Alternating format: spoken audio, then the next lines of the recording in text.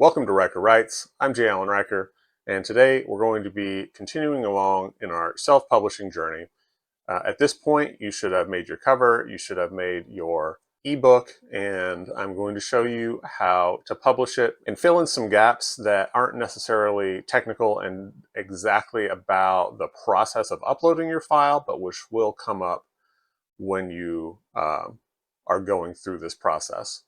So I'm trying to head those off at the pass. So here we are in Kindle Direct Publishing, KDP.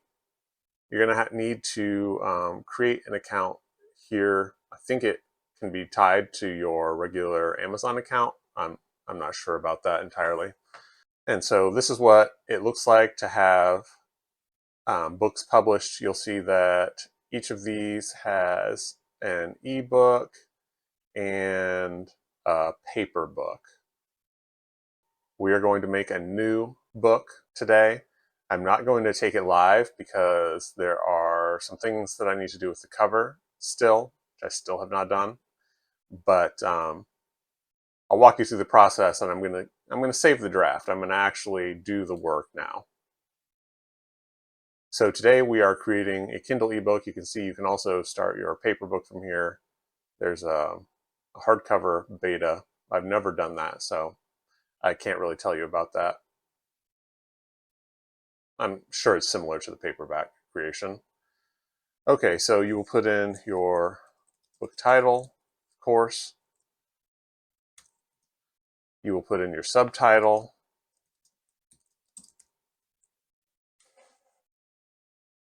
If you have a series, you can add a series and then add the book to the series. So when you click this,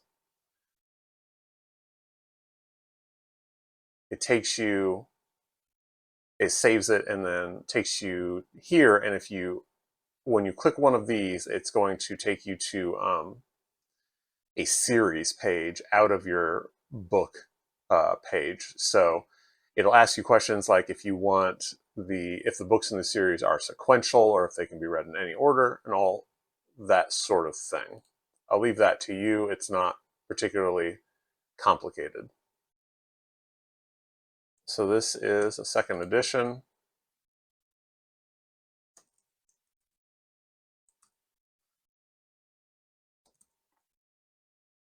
So this is not usual. You would normally just put in the author. I am going to add a contributor because I previously did not go by J. Allen. I previously went by Allen. Allen is my middle name, and I'm tired of answering to it, so I'm adding the J. It stands for Jeff. You can feel free to call me that. So I need to add Allen Riker to this for now. Honestly, it's a bit of a tangled mess, and I'm not sure the best way forward, but that's what I'm doing. Okay, so I'm going to take the same description that I used in the ebook metadata.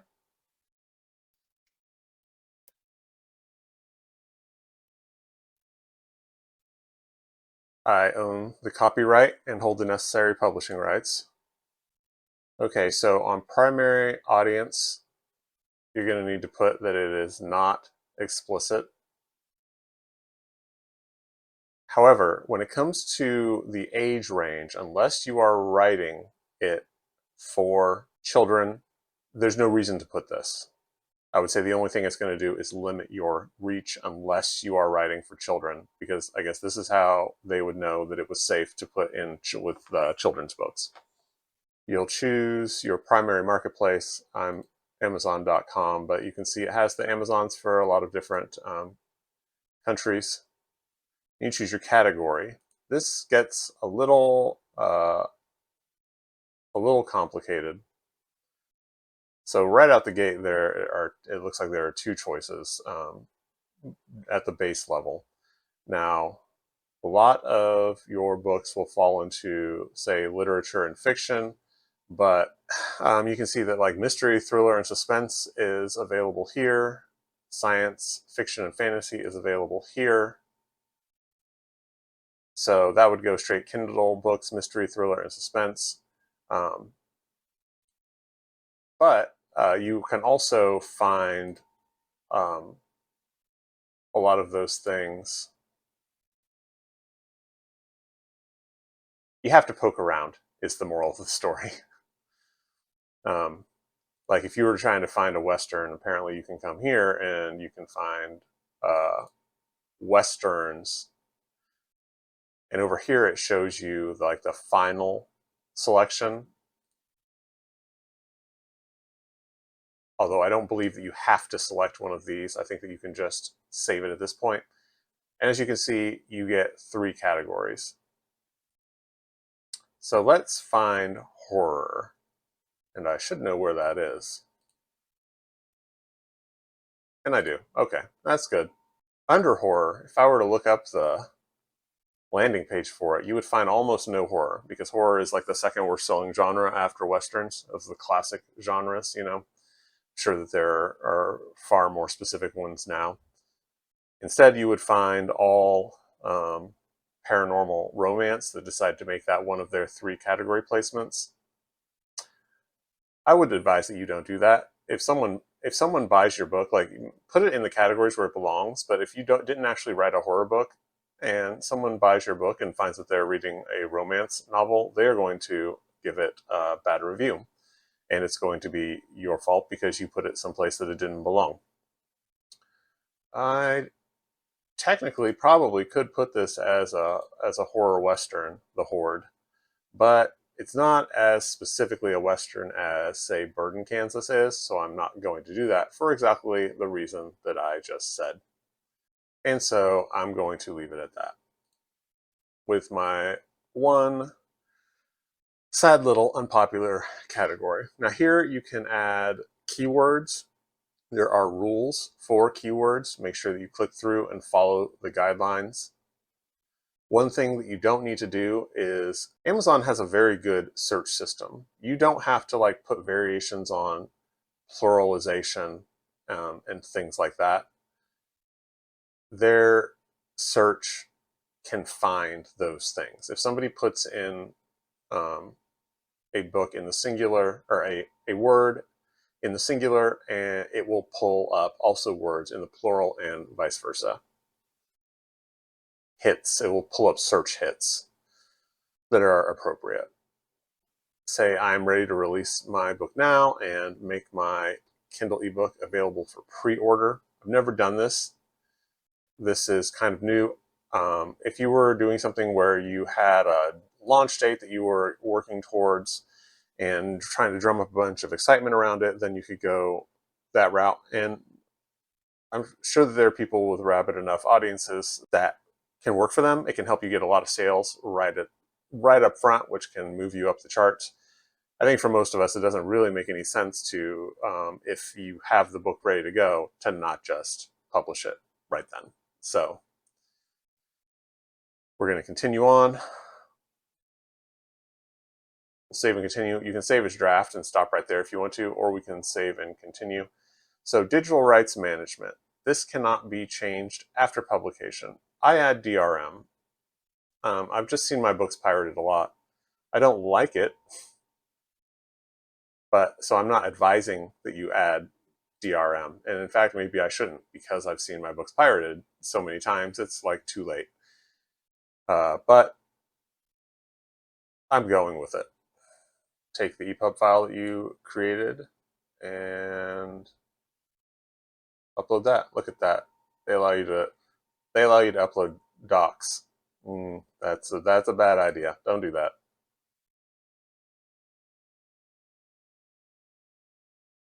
Okay, so then you can use their cover creator, which I don't suggest. I would suggest you use GIMP, as I showed you in an earlier video, which means you'll upload a cover you already have. Now this I need to tweak. I might change the color of the font. I might change the font used for my name, and I need to add the Riker cut to it. But for now, I'm going to upload it, because you can go back and change this very easily. You are not locked into this at all. AI generated content.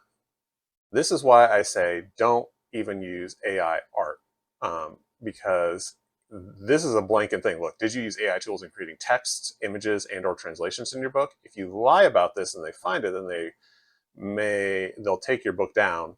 I don't think that they're looking right now, but if enough people start complaining about the AI junk that's being created, I have heard of people getting their books taken down because it was so bad. And if you lie about it, then about using an AI generated cover image, that could get you into trouble. If you tell the truth, then AI generated content is a blanket statement which applies to books where the actual book was made by AI and books that are using an AI cover, just the same across the board. Whatever you think of using an AI generated image for a cover, don't do it for this reason. You don't want to get lumped in. So we click no. Launch your previewer. Let's see what it does. Let's see what it says. I always end up getting some errors because like I have three. It says I have 3 spelling issues. They're always intentional stylistic choices. So, like this one is for my email address. Yeah. Okay. Interesting. So yeah, go ahead and click through your book. Make sure it looks good. I'm not gonna make you sit through that. So we'll click the back button is how you escape this trap. Okay, so this is one of the things that it's confusing, it is annoying. The Kindle ebook ISBN. ISBN is what is the International Standard Book Number. It's what is used to identify your book as a unique book. Kindle ebooks are not required to have an ESBN, an ISBN. They will assign a number internal to their system for you. But if you want to track things like sales across all the way across the ebook, and if you want, I'm sure that there are other reasons why you would want to have this one ebook because it's going to be the same, with all have the same ISBN. Then you need to buy an ISBN. Depending on the country that you're in, that can be cheap or it can be expensive. Here in the United States, it's like over $100 for an ISBN, and you could only use it for your ebook. You would need to buy another one. It's 125. My info might be out of date. You need to buy another one for your paper book. Now you could, I think there are ways to buy 100 ISBNs for $500. That's a lot of ISBNs.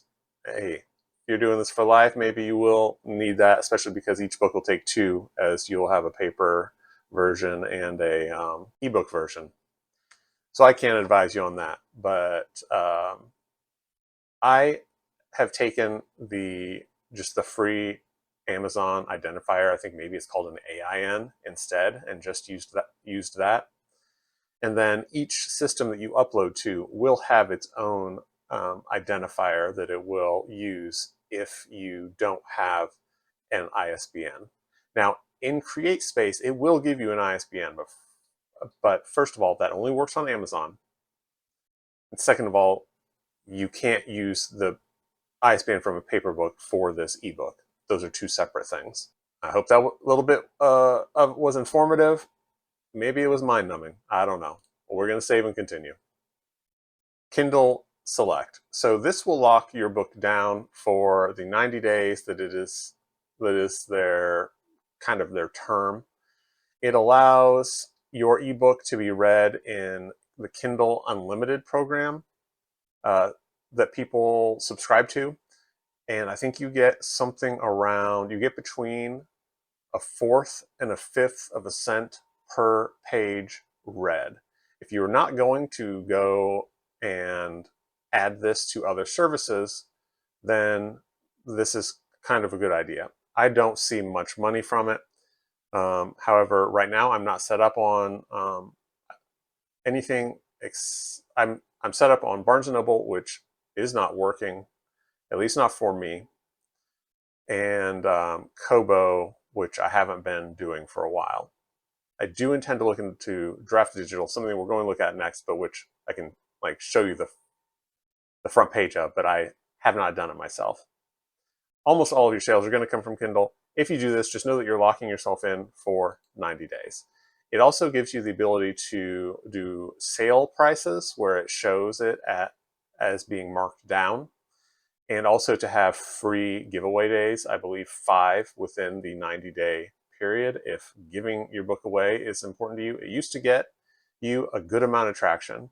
I think it only pretty much gets used by people who only read free books anymore. So, okay, territories, all territories. I mean, once again, your primary marketplace. So how much you charge for your ebook is going, this, whether you select 35% or 70%, a lot of that is going to be chosen by how much you decide to charge. If you want to make a $1 ebook, then it's going to be 35%. So it's like adding insult to injury. They require you to be between $2.99 and $9.99 in order to USD, and it will do all the conversions for you in order to get a 70%. Now there also is under the 35%, you don't pay for the file transfer, but for the let's try that right now. So the delivery is nothing.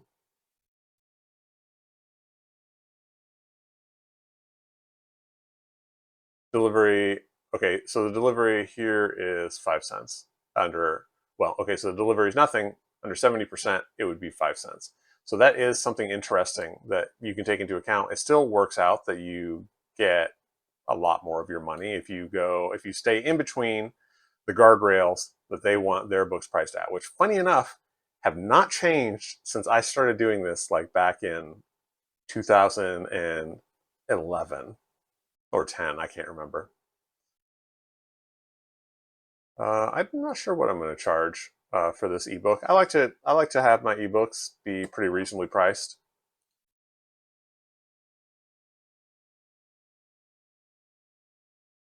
Okay, so here you would click publish your Kindle ebook. Like it is literally done right there. I'm not ready to do that because of the cover. And I guess I should point out that it shows you how these convert. You'll get paid from each one of these separately. It will each come in like the same day or two. So it can take up to 72 hours for your title to become available for purchase on Amazon. I've never seen that happen before, I don't think. Usually it's very fast, like within a day. So I'm just going to save it. You would hit publish your book if you're certain, go back, double check, triple check everything and make sure it's good. But except for like the DRM, you can always go back and fix things. So it's not the end of the world if something isn't exactly right. I'm not saying that you should work sloppily. I'm just saying don't stress out too much. Okay, so like I said, for Barnes & Noble, as far as other markets go, Barnes & Noble has been going downhill for a long time, and it was never a very big part of my sales. Maybe 5%. I used to do Smashwords. That is they require you to format in some very specific ways, and I don't want to do it anymore. I used to, but now it never was worth it. And except for a way to get into the Apple and Kobo stores, that was why it was worth it. But now I believe that this is the route that people are doing to go in, or to get into those places, and that is draft to digital. I have not signed up for this yet. They take 10%. So the cost is, if you sell something, they take 10% of the retail price of the book for that sale. They also actually have a paper book service, it seems, a print on demand. So that's cool. I need to look further into this, but this is the one that everyone talks about. So you do Amazon to be in Amazon, and you do draft to digital to get into Kobo and the Apple, whatever that's called. And some other smaller ones, and then you're pretty much covered between these two, which is nice. Smashwords used to kind of be like that, but they had a kind of ridiculous formatting document, which I know that they wanted to have nice ebooks, and they sell PDFs there as well. And I think that's where the problems really come in. But now that this is here, and I believe it's far more standardized. You just upload your EPUB, you're good to go. Now, if you made your EPUB the way that I showed you in the last video, and you put in links to your Kindle books, you are going to need to make a second copy for draft to digital. Now, when you put it in draft to digital, you're going to be able to send it to a bunch of different places. So this is what it lists as the digital storefronts. It looks like you can use it to get into the library book systems. Kobo is one of the big ones. Apple Books is one of the big ones. So this is great, and it is definitely something that I'm going to do.